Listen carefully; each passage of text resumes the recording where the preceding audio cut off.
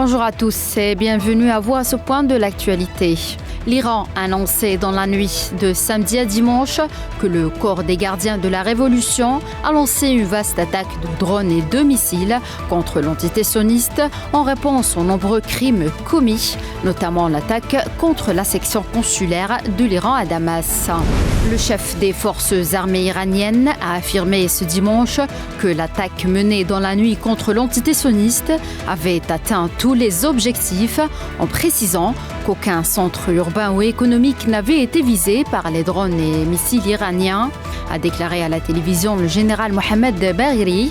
Il a affirmé que les deux sites principalement ciblés avaient été le centre de renseignement qui a fourni aux sionistes les informations nécessaires à la frappe ayant détruit le consulat iranien à Damas le 1er avril, ainsi que la base aérienne de Novatim, d'où ont décollé les avions F-35 qui l'ont bombardé.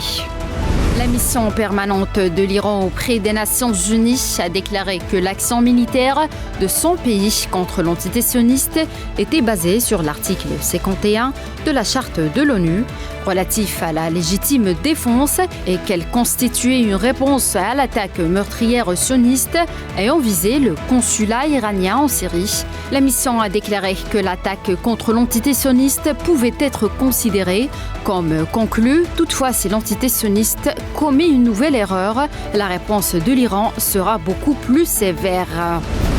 En Palestine, les autorités sanitaires palestiniennes ont annoncé ce dimanche un nouveau bilan de 33 729 martyrs et le nombre de blessés a atteint 76 371 en 6 mois dans la bande de Gaza depuis le début de l'agression génocidaire contre l'enclave, précisant que durant les 24 dernières heures seulement, 43 nouveaux martyrs ont été recensés dans l'enclave.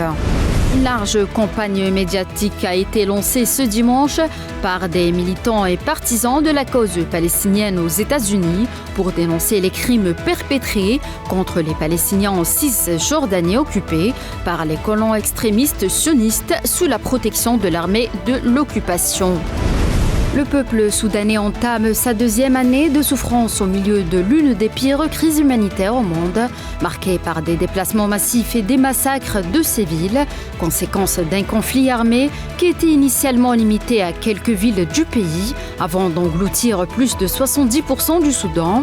Un an jour pour jour depuis le début des combats entre l'armée du Soudan et les forces de soutien rapide qui ont causé la mort et la dévastation dans le pays. Et le conflit ne semble pas trouver de solution malgré les efforts de la communauté internationale pour y mettre fin.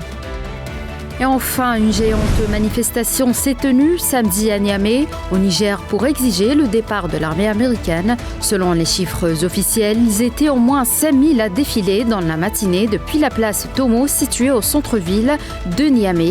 Des collégiens, des lycéens et étudiants sont sortis massivement pour prendre part à la manifestation. Les casernes ont également dépêché des bus pour transporter leurs militaires sur place. Plusieurs membres du Conseil national pour la sauvegarde de la patrie, CNSP, ont pris part à cette manifestation. Les autorités nigériennes tentent de mettre la pression sur les États-Unis après avoir dénoncé l'accord militaire entre les deux pays. C'est la fin de ce point de l'actualité. Merci de l'avoir suivi.